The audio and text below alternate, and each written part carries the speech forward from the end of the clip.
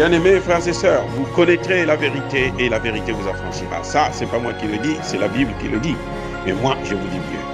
Vous connaîtrez la vérité historique, notamment celle de vos ancêtres kémites, et vous aurez une vision globale de ce que c'est que la vraie souveraineté politique. J'ajoute, vous reviendrez à la spiritualité africaine ancestrale et vous comprendrez les enjeux de l'indépendance économique. Et pour terminer, vous accepterez votre identité culturelle kémite et vous obtiendrez deux choses. La première, c'est la paix. La seconde, c'est le développement, à une condition. L'unité de toute l'Afrique noire, l'unité de tous les Noirs du monde entier. Otep à tous, bienvenue sur la chaîne des panafricanistes par essence, par conviction et par excellence. Celle des citoyens kémites par nécessité et obligation de combat. Nous sommes une chaîne qui n'est guidée que par nos ancêtres et rien que par les ancêtres qui appartiennent à l'égrégore du monde noir. Par conséquent, nous ne croyons en aucun Dieu venu de l'étranger. Toutefois, cette vidéo n'est aucunement destinée à inciter à la haine ou à la violence, car nous menons un combat qui est d'abord et avant tout spirituel, intellectuel et démocratique. Ensuite, il est politique, géopolitique et géostratégique. Contre l'impérialisme, le colonialisme, le néocolonialisme et l'endocolonat, qui sont tous qualifiés de crimes contre l'humanité. Nous menons ce combat sur la base du principe fondamental que nous avons hérité de nos ancêtres kémites, qui est celui de la Mahat, c'est-à-dire solidarité, vérité et justice. Vous êtes donc en droit de connaître la vérité et nous avons l'obligation de vous dire la vérité, rien que la vérité, afin que justice soit rendue au continent africain. Et ça, c'est notre modeste contribution dans cette noble lutte en faveur de la souveraineté, la dignité, la solidarité et l'unité africaine. C'est exactement ça que nous appelons le panafricanisme. Bien-aimés frères et sœurs, vous savez, nous sommes dans une situation terrible, mais nous serons toujours les vainqueurs. La guerre en Éthiopie a changé de camp. La guerre a quitté le Tigré pour aller dans la région d'Amara, qui est la seconde plus grande région du pays. Actuellement, l'armée éthiopienne est en train d'affronter les milices Fano. Qu'est-ce qui se passe exactement? Pourquoi hier c'était Tigré, maintenant c'est Amara? Qu'est-ce qui se passe? Pourquoi une recrudescence de la violence, de la guerre, de rébellion, de sécession en Éthiopie? Pourquoi? Ça vient, c'est le résultat, c'est la réponse occidentale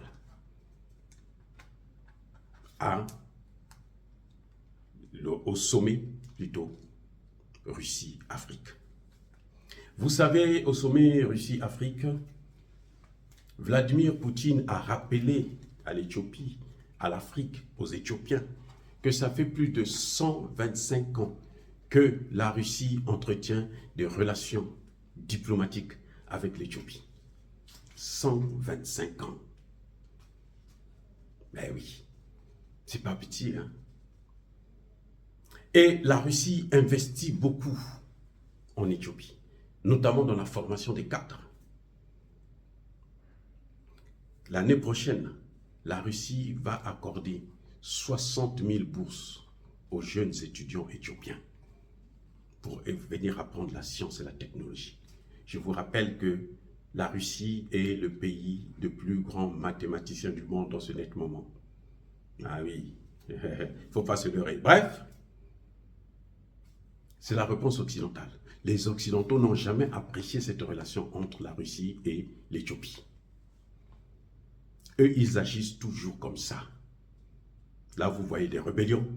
C'est que derrière, il y a les Occidentaux, notamment en Afrique.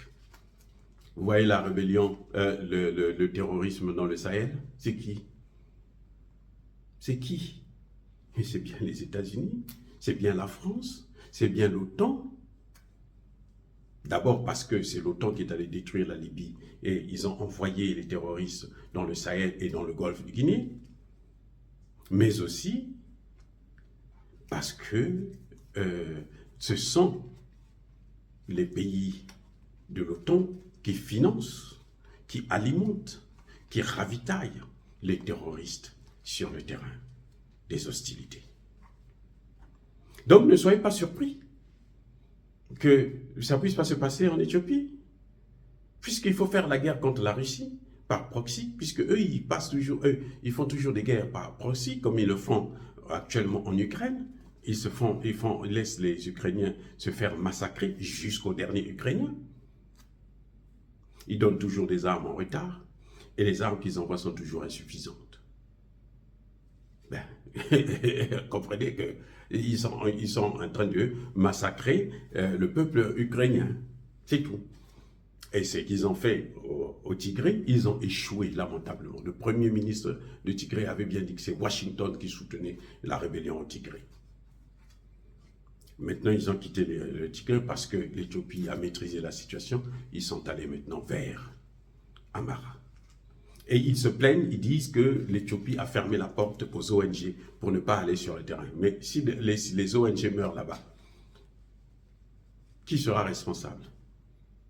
Comment voulez-vous que des ONG puissent se retrouver toujours dans des lieux où il y a la guerre?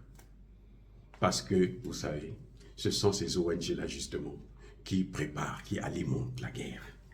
C'est à travers ces ONG que les États-Unis, la France, l'Allemagne, l'Angleterre et tous ces pays qu'on appelle vulgairement pays de l'Occident, hein, ce sont eux, ces ONG, qui travaillent pour eux, pour créer les conflits communautaires, pour faire passer le message. C'est ça ce qu'on appelle la révolution de couleur. Quand ils font la révolution de couleur, avant que tout ne se déclenche, vous allez voir une grande masse d'ONG atterrir à l'endroit, aller sur le terrain.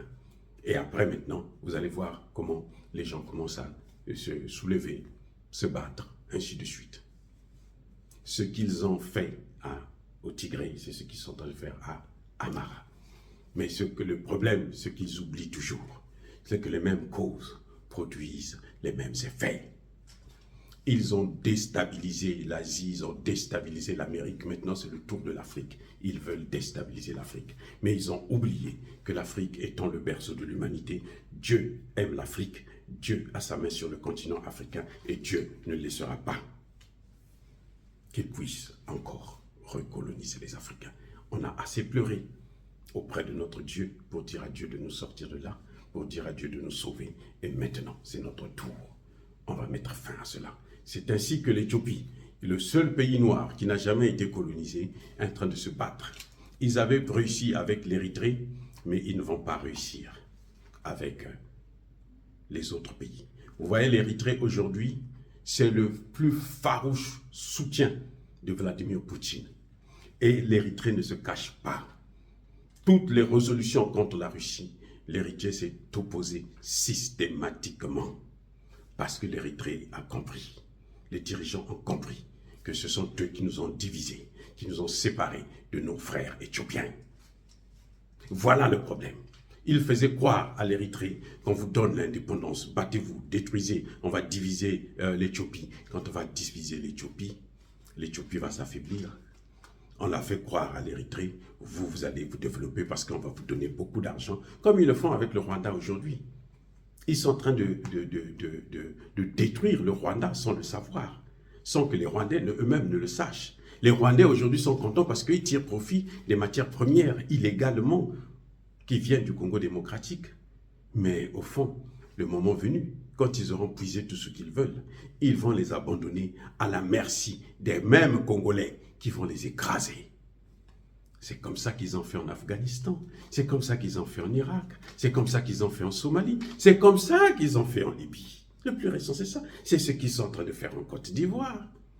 On est en train d'utiliser Alassane Ouattara pour détruire la Côte d'Ivoire. Mais quand Alassane Ouattara va partir, vous croyez que la Côte d'Ivoire va rester ce qu'elle est en train de devenir? C'est fini. Ils ne vont même pas financer la Côte d'Ivoire. Ils ne vont même pas financer le développement de la Côte d'Ivoire. La Côte d'Ivoire sera un pays endetté, comme elle l'est déjà, 35 milliards de dollars. C'est l'un des pays les plus endettés d'Afrique. Alors que Alassane Ouattara se dit « Je suis le plus grand économiste du monde et d'Afrique. J'ai travaillé au FMI et la Banque mondiale. » Ça, c'est son diplôme, c'est son résumé. Alors qu'on sait très bien qu'il ne faut pas grand-chose et surtout que c'est le FMI et la Banque mondiale qui sont à l'origine de l'appauvrissement de tout un continent, le continent africain.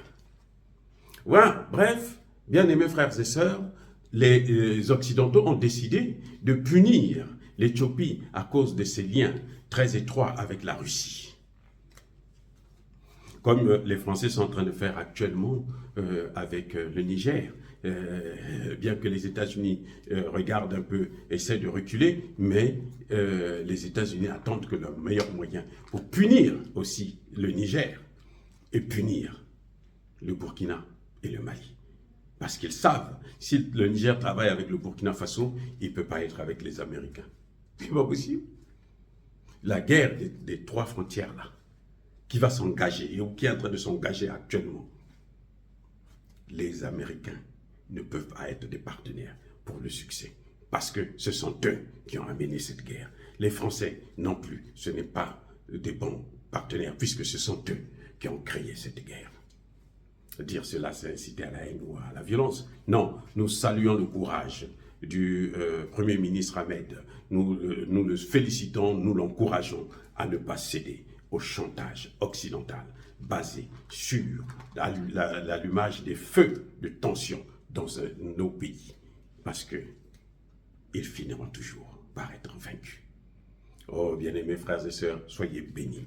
Je persiste et je signe. Soyez abondamment bénis par le Dieu des Kémites et par nos ancêtres angélisés. Mais que tous ceux qui persécutent le continent africain le pillent et le déstabilisent. Qu'ils soient noirs, blancs, chinois, arabes, indiens, qui qu'ils soient punis, maudits, foudroyés, neutralisés, écrasés, effacés par le Dieu des Kémites et par nos ancêtres angélisés.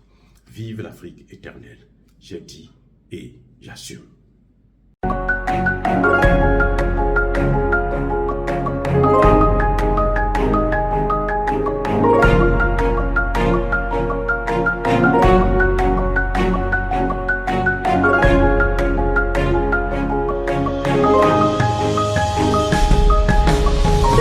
Eux, ils marchent par la foi et non par la vue. Mais moi, je vous conseille vivement de marcher par la connaissance scientifique et historique, notamment celle de nos ancêtres kémites, par les cinq sens et par l'intelligence. Abou Abia.